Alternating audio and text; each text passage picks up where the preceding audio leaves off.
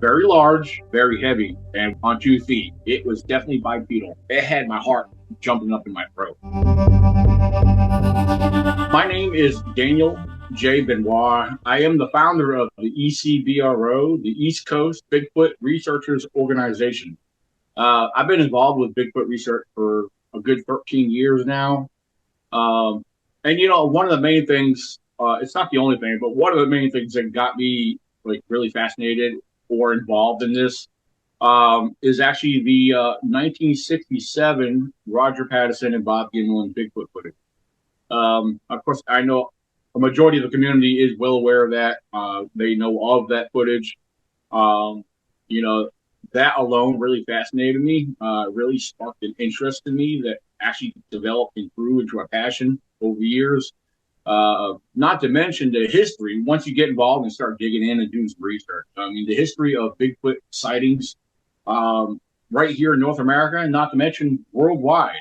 The other issue, well, I should say issue, the other part of this was learning of our Native American folklore and legends.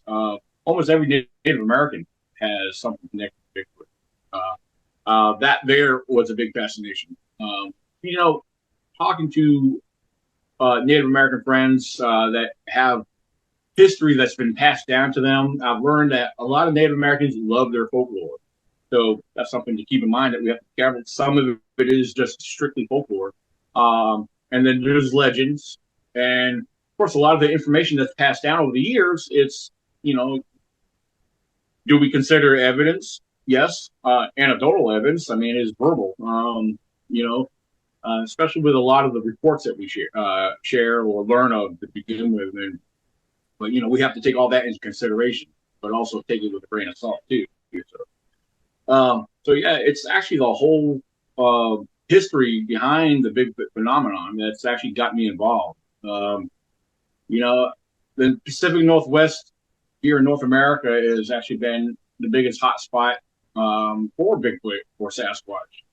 But me living on the East Coast is actually a big part of what I'm working on as far as spreading awareness, because I believe the East Coast is highly underestimated.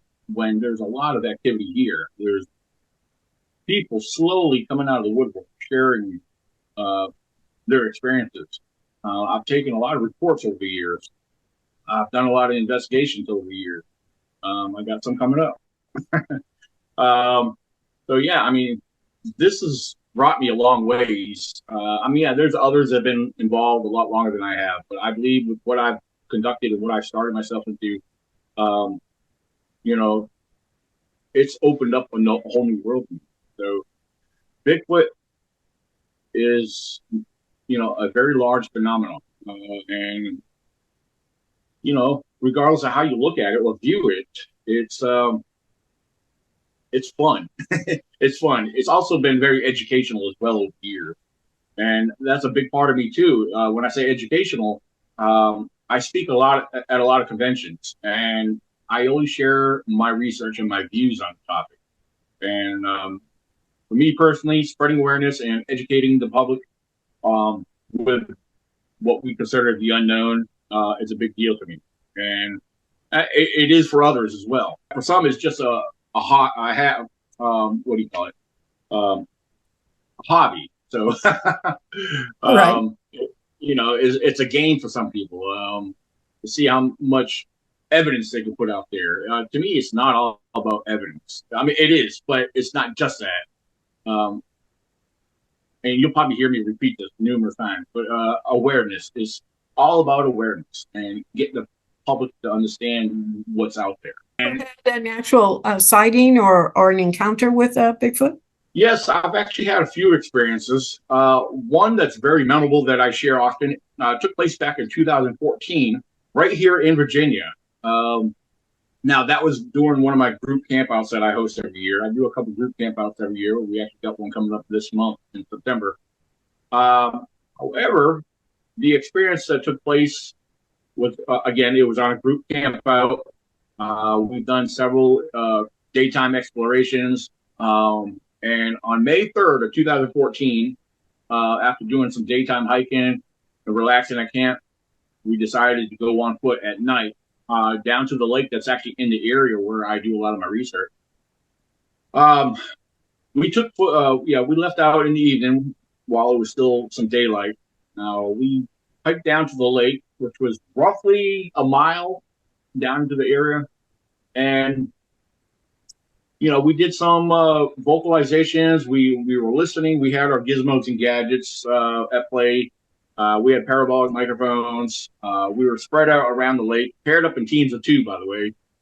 And there was a total of 6 of us.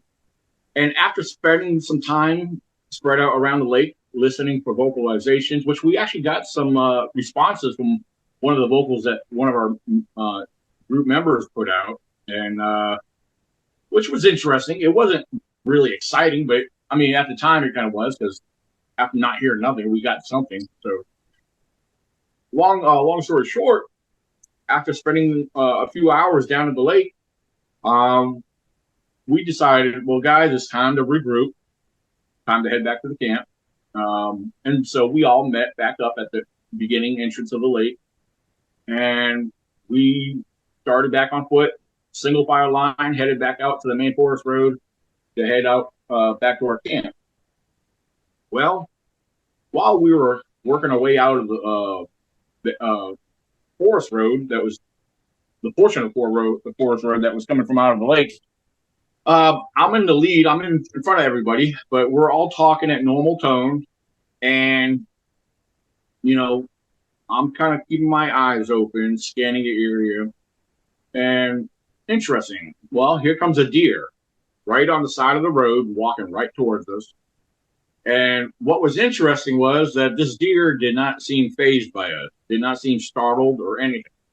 But keep in mind, at this time, it was right around midnight, and we all had headlamps on. We were all talking. I mean, this deer should have been easily spooked before we got to it. But me being in the front, I was probably about maybe 10 feet away. So it decided to walk off into the woods and disappear further into the darkness. Again, I found that kind of odd that it wasn't fazed by us, because deer are usually startled very easily in this area. So right after seeing this deer, just past where we saw the deer going off into the woods, something else catches my attention over on the opposite side of the road. And I stop in my tracks and I'm staring at this. What is that? Now, for the record, being that we were in the national forest, one of the things that I initially thought that what I was seeing was a reflection of this yellow sign. And random locations throughout the national forest, there are these little yellow signs. And usually what they say, they usually tell you no vehicles beyond this point. And for this particular location, I kind of thought, well, this is odd. Why would they have something like that there? Well, as I kept staring at it, it became more in focus, because what I realized next, it was a set of eyes, large yellowish looking eyes, and they blinked. And the next person right behind me was my buddy Tracy. I said, Tracy, what is that? And the first thing that came out of my mouth after that, as I'm pointing at it, he's looking at it and seeing it too, I was like, is that a mountain lion? Because keep in mind, this first set of eye shine was kind of sitting low. And, from where we were standing, we were a good 30 feet back. And we're looking at this, and the set of eye shine, again, was kind of low. And we're staring at it, and next you know, it kind of, you could tell that it moved, it zipped off, it went away. So we start approaching that location as Tracy got a hold of the rest of the group. Guys, get up here. We got some eye shine up here. I didn't know what it was. So we all regroup. We get into that spot where we saw that set of eye shine, and we're looking into the woods, and there it is again. And it's probably a good 30, 40 feet back. And we're staring at it. Now, keep in mind, from where we were standing off the edge of the forest road, it sloped down several feet and then leveled back out. But so this subject that we're looking at, we could tell it was short or small. even though we were still looking down at it. But large yellowish looking eyes, and even though we're not seeing no physical features, no details, you can see the eye shine very clearly. And whatever this was swaying back and forth, or side to side, excuse me. It was swaying side to side very swiftly, I must say. And it's interesting because we're watching this, like, what in the world is this? And, keep in mind, I'm a wildlife and Bigfoot researcher, and I'm very well acquainted and very familiar with all the wildlife that exists and, lives in this forest. And, I'm not coming up with anything. I'm not thinking of anything. I'm just kind of mesmerized by this oddly fascinating set of eye shine that's swaying side to side very swiftly. And after observing this for a good couple of minutes, all of a sudden, here comes another set of eye shine that appears out of nowhere. And this one here is about roughly 2 feet taller, because on the short one, we estimated, okay, this is around 4 feet tall. Now we got something another 2 feet taller. 2 feet taller. And now we got a 4-foot subject. Now we're looking at another subject that's around 6 foot tall.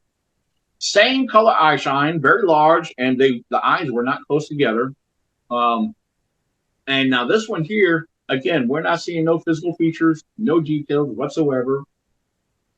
But this one here was blinking its eyes on occasion. It was basically standing still as the small one was still swaying side to side. So I was like, okay, this is getting a little interesting. We got 2 of something, but we don't know what they were. And so this is going on for another couple minutes. And as we're all observing this, I'm actually scanning the rest of the forest and the trees, the best I can. Even though we got headlamps on, some of them are bright.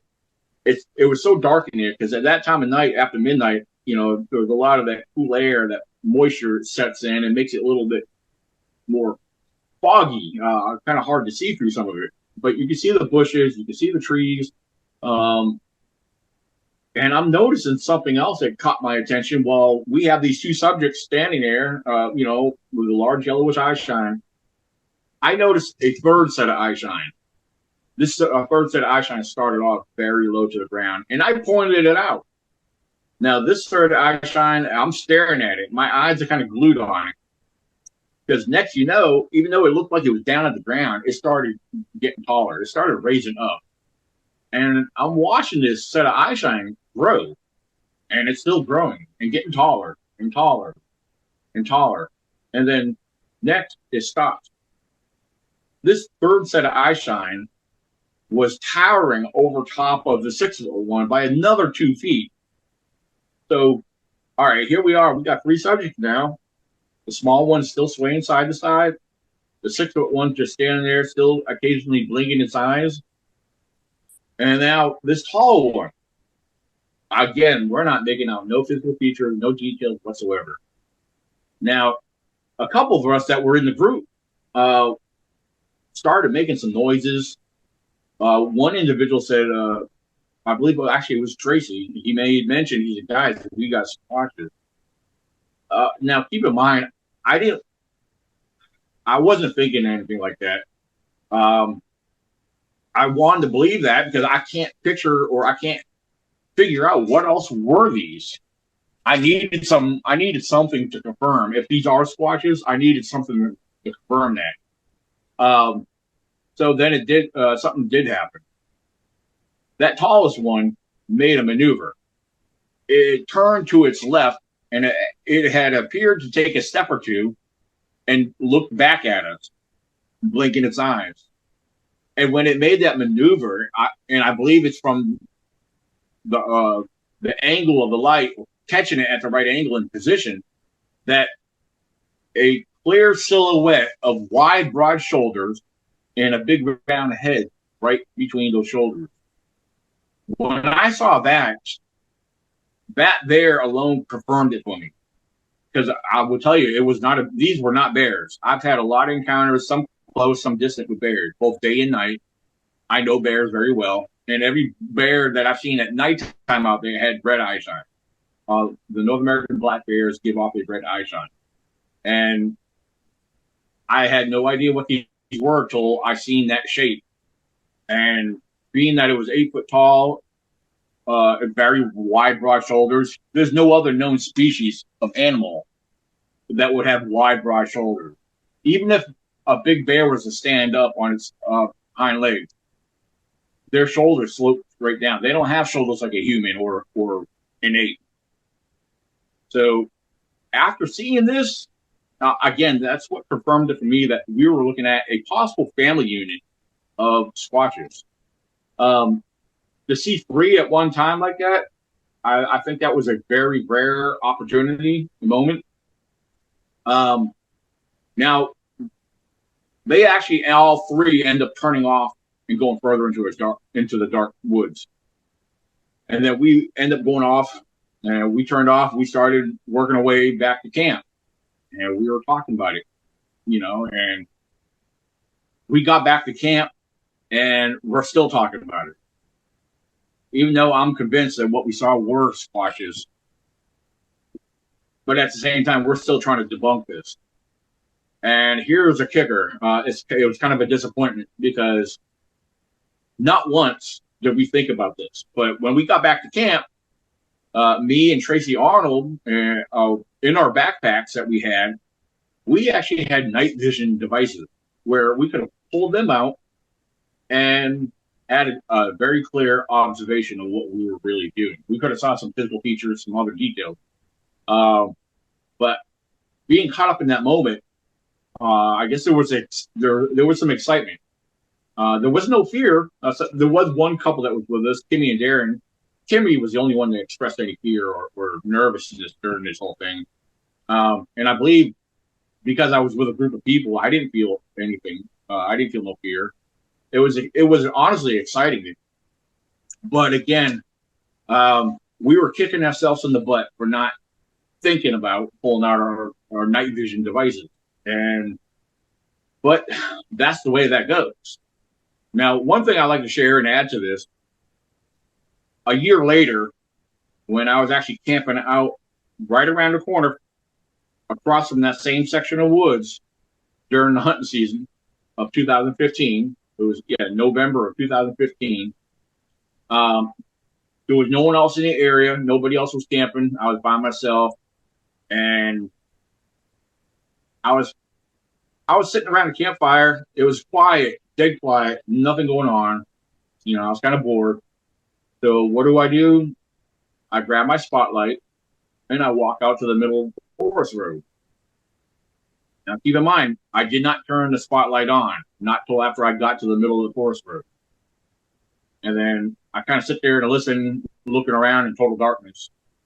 And I do that sometimes. I do that randomly when I go camping. I don't know why I do it, but I do it because maybe I like to listen and see what might be around if I do hear anything. So I turn my spotlight on as I'm looking at the tree line on the other side of the forest road. And I start shining my spotlight over to my left. As soon as I start shining my spotlight, just beside the tree line, you could hear the sound of a four-legged animal, which was a deer. I spooked up a deer, and you could hear it run off real quick. I said, oh, cool, I spooked up a deer. So as I continue to pan my spotlight from my left to my right, as I approach right around the 2 o'clock position, over to that right, something just inside that tree line, very large, very heavy, and without doubt, on 2 feet. It was definitely bipedal, on 2 feet. Something started walking away from me. Every step it took had a loud crunch and a thump. And the sound of what I was hearing, it had my heart jumping up in my throat. And here I am, I'm completely by myself. I am unarmed and total, besides the spotlight, it's dark out there.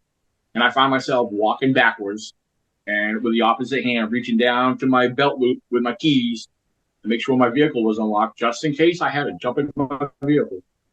But once I got back into my vehicle, back into the campsite, I instantly calmed down. I added another log or two in the fire, got there and relaxed, and I instantly started thinking about that whole situation. If whatever that was of any threat, I believe it had every opportunity to come running out at me. I mean, but what else are you going to hear bipedal, very large, very heavy, and make that kind of impact as it stepped away? So, with that being said and shared, going back to the 2014 encounter and looking at this 2015 encounter, there was deer present just prior to having those encounters or the situation arise. Were they hunting deer? Were they getting ready to make a kill? And the reason I ask that and present that is it's said and believed that deer is a food source for them. I believe that. Deer is a food source for many predators. Or was it just a coincidence? Did we interrupt something? That's something I constantly ask myself. And I believe that's a good possibility because, there were deer present. And then all of a sudden we have these encounters where there's Bigfoot involved. Those two situations are the only time, this is the only thing that's ever happened to me with deer present and a Bigfoot encounter. So yeah, 2014, 2015. And again, keep in mind, this is in the same section of woods, just a little further around the corner, not even a quarter mile around the corner. And so, yeah, I've had other things happen. I've heard things in those woods. I've been with other people camping nearby and had loud, powerful tree knocks from out of nowhere. I've had return vocalizations from mine. I've had responses to my tree knocks during the daytime out there. This particular location in Virginia, which is part of the George Washington National Forest, I promise you, there are definitely squatches there. And over the years, I go into these certain locations and to observe the changes, to see if there's anything new. That's very crucial, very important if you're researching a particular area. My research area is a very large area, and I do have it broken down into zones. I visit the various locations periodically over the years, and you have to check to see if there's anything new. You want to learn. You actually pick up on their travel and their habits. Are they still work in that area? A lot of people believe that Bigfoot travels and migrates. I believe that to a certain extent, mainly due to the certain seasons and the times of year when the weather changes. You got to consider if the food sources are moving away, then the predators are going to follow. Water sources. Water sources are very abundant in my area. If the prey are working this area because the food sources are available for them, then yes, the food source is available for the predator. So that's one thing I consider and look at. Do I hope to have other encounters? Yes. I just hope they're not aggressive. A lot of people say most of your aggressive ones here on the East Coast are more towards West Virginia. My research area is only 6 miles from the West Virginia line. So I hope that's not the case. But yeah, that's a couple of the experiences I've had. I've had other things happen in the surrounding area. I've had large rocks come flying next to me from out of nowhere, and I've heard all kinds of little vocalizations. I've been whooped at before. I know there's a lot of little things I can probably share and get into. Let's talk about some of the reports that have come in. Obviously, you've been doing this a while, and I'm sure you've talked to numerous people that have also had some really interesting experiences. What are some of the more interesting reports that you've had about Bigfoot in that area? Some of the interesting ones. Well, one in particular I could think of off the top of my head. Well, keep in mind I live in the Shenandoah Valley here in Virginia. We're surrounded by the Blue Ridge Mountains and the Allegheny Mountains.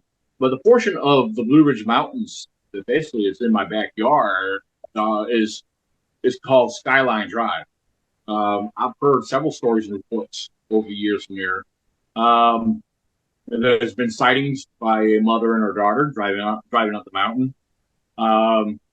And one report was shared to me directly from a couple whose mother lives on the base of the mountain. who has had her house numerous times been slapped and beat on. Um, her vocalizations in the surrounding area. Um, her children investigated the area. They actually found humanoid bipedal tracks around the property. Um, so for whatever reason, I mean, the Bigfoots are. I don't know if they were trying to get her attention or what the deal was, or I mean, here, again, it's an older, elderly woman who lived there by herself, who, again, her children would visit her on occasions. And, but yeah, there was a history of, the houses being smacked and beat on, but I never heard anything as far as anything trying to break into her home, but I don't know. I always thought that was fascinating because on occasions you hear that from other people in other locations out of state. Um, I thought that it was interesting to hear that happen here in Virginia. A lot of the reports I get are roadside sightings, and a lot of them do happen to be in these heavily wooded forest areas. Some around the mountains and the lake, around certain lakes here in Virginia. Um, but as far as anything that really stands out, I mean, I've had campers talk about them getting rocks thrown into their campsite. They never got hit, but they had several rocks come landing over into their site. I've had other campers wake up to seeing a Bigfoot walking through or passing by their campsite, right by their tent, right here in Virginia. Um, and a lot of the recent reports. Oh, and then also I've had police officers. One in particular, I'm not going to mention his name because he wouldn't even go on record with me to do a public interview. But he shared directly with me while on night his night patrol, just on the east side of the mountain, just east of where the mother and daughter saw their Bigfoot. He told me where he had saw his. So. Which was interesting because that it wasn't entirely all that far off. So there is a cluster pattern in certain areas where there seems to be this activity of sightings and reports coming up and developing. But yeah, most of the sightings were, well, I should say all of them. None of them posed any threat or aggression. A lot of them were either them crossing the road or standing on the side of the road. Actually, on top of the parkway, there was a gentleman who shared a story with me where actually, as him and his buddies were driving by, they look over and notice this large, wide, broad-shouldered, hairy bipedal creature standing there looking at them, holding a very large stick in his hand, and then there's a story, even my daughter, when she was younger, claimed to have seen one. I was actually with her, but I didn't get to see what she saw. So I was not that close to her when we were walking through the woods. But it actually had her crying, by the way, because she was scared of what she was seeing. And I mean, I tend to want to believe her. One, because yeah, she's my daughter, but why would she make something up and cry about it? So yeah, I mean, there's a lot of little things. I'm sure if I take time to look back at them, I think more about them. I'll probably share some things. But one of the interesting things too was mentioned of a old co-worker of mine who actually randomly shared his sighting to me. And what was interesting, the location where he shared it was, that's the area where I camp at. And now, keep in mind, he didn't know nothing about me. He didn't know that I was involved with Bigfoot research. He didn't know that I was he didn't know nothing about me. But he told me while he was driving up the forest road, he said it was in the evening time. There was still daylight. But yeah, well, 2 miles up from my campsite, he said it was probably about maybe 7 o'clock in the evening.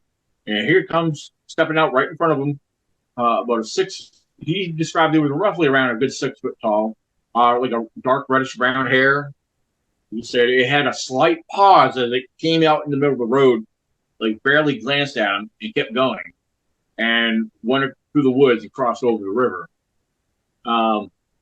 which was interesting. I know, that's something I took note of. And but again, there's a lot of reports that are here in Virginia. There's other stories I've heard from people that seen things they weren't sure what they saw. It didn't seem normal to them. Some of these stories are not as detailed as the others. What do you think these things are? In my honest opinion, and I know not everyone's going to agree with me. Depends on who you talk to and how you look at this. I believe, just based off of my research and my views, that these Bigfoots or Sasquatches are some type of ape. And I want to be careful when I say that, because I'm not saying they're a gorilla. I'm not saying they're a chimpanzee. I believe they're undiscovered, unclassified primate of some sort. Because with my research, I look at this the whole Bigfoot phenomenon is that they are a type of primate. You have, scientifically speaking, you have your human primates and you have non-human primates. And it's funny, over the years, I had numerous people tell me, well, they're not a primate, they're human. Well, scientifically speaking, yes, if you're saying they're human, then they are a type of primate. So there's contradiction there because people are not aware or they're misinformed on what a primate actually is. Because us humans, we're considered of the greater ape species. So yeah, basically the way I look at and study the behaviors, especially of what's reported, some of the things that we find and we contribute or relate to Bigfoot. Well, look at our non-human primates. Look at the way they behave. Look at their diets. Look at their aggression. Look at their relationship. Look at how they work together in groups. There's a lot of similarities if you do cross-point comparisons. A lot of little details I can get into, but there is a very close resemblance. And again, I have to be careful when I say this. I'm not making them equal to our non-human primates. But again, there's a lot of similarities, and I believe they are highly intelligent. So some people say they are human hybrid, which I find that a little far-fetched, to be completely honest with you. I don't see that as being plausible because, as far as it's either one or the other, or of its own kind. Look at a chimpanzee or a gorilla, more specifically a chimpanzee, because their DNA is very close to what a human is. That small number percentage, believe it or not, and scientifically, is a big difference. It's like 1.8% difference compared to what a human DNA is. So yeah, there is a very large difference. People don't realize that number is very close if you look at it, but it makes us two different species. So, but that's my view. That's how I look at it. I'm not trying to convince nobody. I know a lot of people are going to disagree with that, which is totally fine. That's what this whole subject should be about. Just agree to disagree, But when I go to conventions, this is one of the things I like to do. My good friend and fellow researcher, Michael Cook, does the same thing. And I actually kind of got the idea from him. He likes to ask the audience, what do you believe Bigfoot is? And you're going to get all these different responses. You're going to get aliens. You're going to get Neanderthal. You're going to get this and that and whatever. And we'll tell them, none of you are wrong, because we don't know. We honestly don't know. Yeah, there's these alleged DNA projects out there, which I'm not even going to get into that. But honestly, we don't know. You can't have all these samples of DNA and not have a body to compare these samples to. And it doesn't work that way. But yeah, that's my view on it. What do you think about the idea of like orbs and craft and such? You spend a lot of time in the woods. Do you ever see anything like that out there when you're out looking for Bigfoot? As far as seeing orbs and UFOs or anything such as that, I hope I get to see that one day. I really do. I find that very fascinating. It's something a lot of people believe that, or they associate orbs and Bigfoot because sometimes with all these alleged sightings, there's on occasions it's reported to see a UFO in the sky prior to having a sighting, or there's orbs prior to having a big sighting. I don't know if there's any correlation with these. I don't know if it's anything associated with it. There's a part of me that believes that as far as orbs and UFO, I mean, I believe, well, as far as orbs alone, if people are seeing these orbs, and I've had some close friends share with me that they've seen lights moving through the woods and disappear. I'm not doubting them one bit that they're seeing these. I mean, these are pretty sane people. These are people that are very level-headed, people that I respect and know real well. I personally can't put that together with Bigfoot. I believe that may be something entirely all in itself. I mean, that's just my view on it. I haven't seen anything to give that conclusion to add that together with Bigfoot. Although there's people that do, because it makes it fun, The biggest thing in this whole Bigfoot community, with a lot of what I see on social media, I honestly believe people let their imagination control their perception of reality, where they need to slow down a little. So, but yeah, that's just my view on it. So, but again, I hope to see some orbs. I hope I experience it. If I see them, will I really know what they are? Probably not, but I think it'll be cool to see that. Absolutely. How about any electrical anomalies, like batteries running dead, things like that? Have you had any of that experience out there? I personally have not seen or experienced battery drainage, but I will tell you, I was with somebody who had that happen with them. There was actually a recent Bigfoot film documentary that was filmed about me and my encounter, the Beast of Elkhorn Lake. And it's actually, you can actually see it on the documentary. Lyle Lotz, he was one of the film producers. He's also part of a paranormal team that was investigating and doing the production work. And we weren't even 5 minutes away from the vehicles where his battery, we got into the very spot where I shared where my encounter of 2014 took place. He got down there, and all of a sudden his battery on his camera died, and he played around. He couldn't get it to turn back on, which was very interesting. So yeah, I mean, that's happened to him.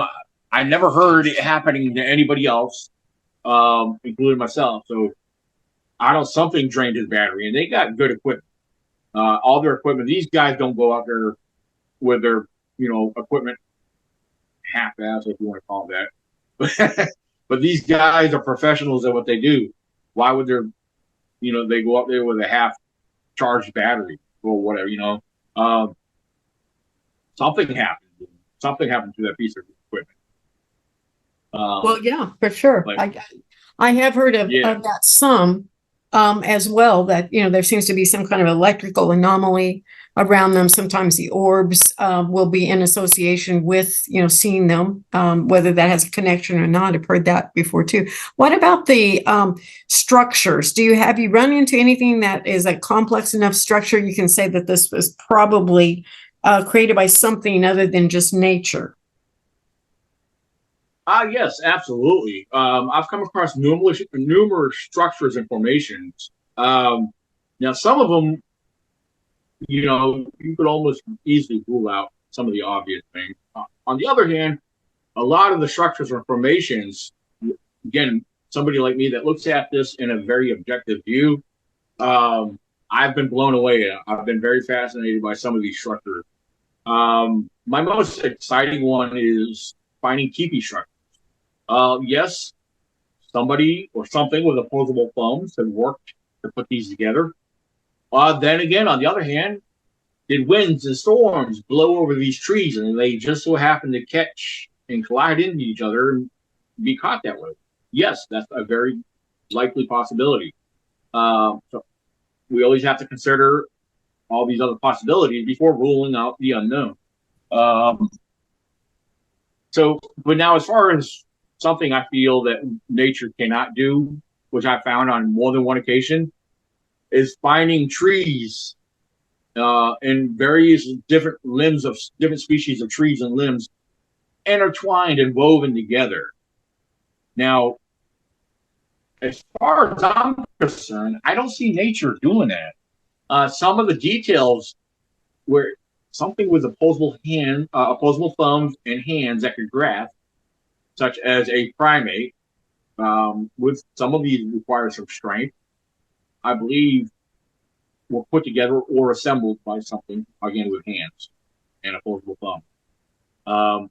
If another human is doing this, why? It doesn't make sense.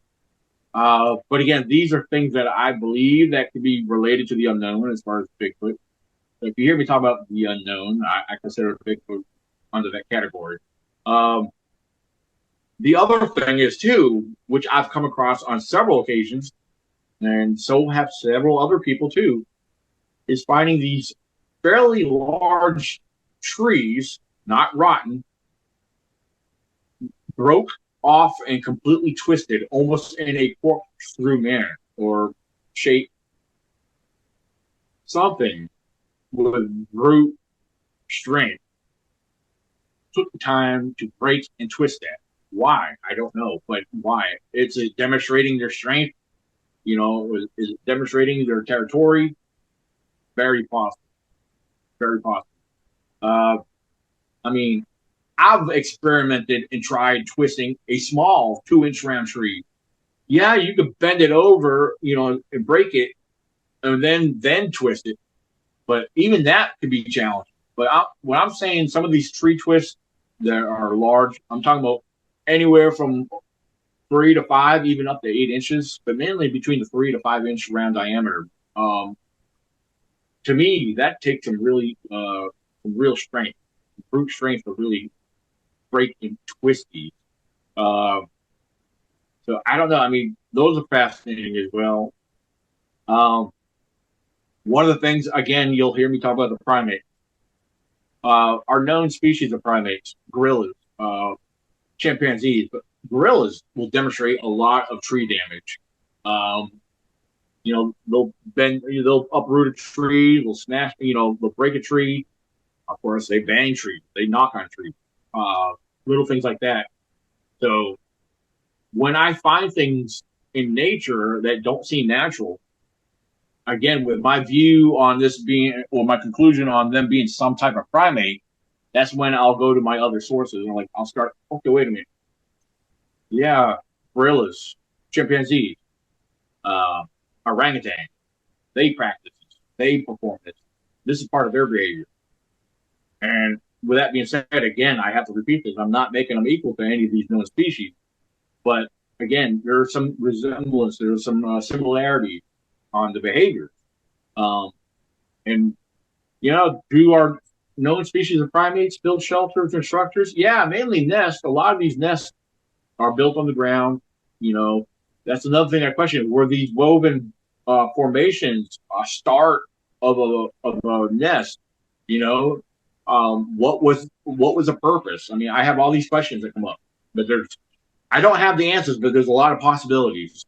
So, and because I get presented with stuff, people share stuff with me all the time.